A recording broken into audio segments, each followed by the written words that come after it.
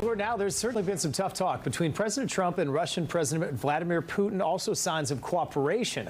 President Trump saying the Russian leader has gone, quote, absolutely crazy after some new Russian attacks on Ukraine. Putin calling Trump emotional. Then the two agreed on a prisoner exchange. Russia and Ukraine have swapped hundreds of POWs. Let's bring in Jay Voorhees to break all this down and sort this out. He's a retired Colonel Special Operations veteran and former commander. Colonel, always good to have you with us. Good morning. Hey, Ryan, good morning. Good to see you. So it changes quickly in this relationship, and it's complex. What do you make of the latest developments, and how does it impact ending the war in Ukraine? Well, it certainly is a complex relationship for sure between Putin and President Trump. But I think it's important to back up and realize how we got here. And it all comes down to Putin. He has a desperate desire to reunite Russia. He's killed thousands and hundreds of thousands of people. He's lost hundreds of thousands of his own. But it all comes back to, his demented, I would say, desires. And the relationship with he and Trump, they need to keep talking. This cannot go on.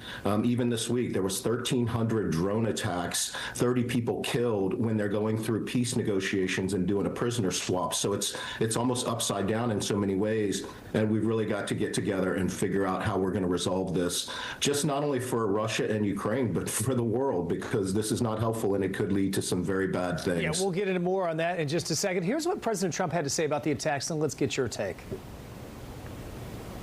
What the hell happened to Putin? Always gotten along with him, but he's sending rockets into cities and killing people, and I don't like it at all, okay? We're in the middle of talking, and he's shooting rockets into Kiev and other cities. I don't like it at all.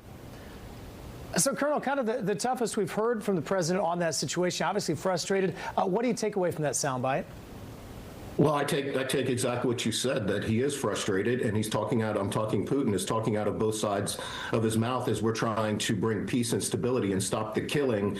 And I think right now, really, President Trump probably needs to take a step back and figure out what are the tangible things that we can do to try to end this. And I think that's continued discussions. There's talks about tariffs going out there, and we've really got to figure out what's going on, because, I mean, honestly, when you look at what's going on, Putin's crazy. And I don't say that flippant, but he really is a madman right now with some absolutely absurd desires, and it is frustrating. But cooler heads have to prevail before we end up in an escalation that we don't want to be in across the world. Yeah, and you mentioned the world before, and U.S. and Europe now lifting range restrictions for Ukraine missiles. What impact might that have, and what message does that send?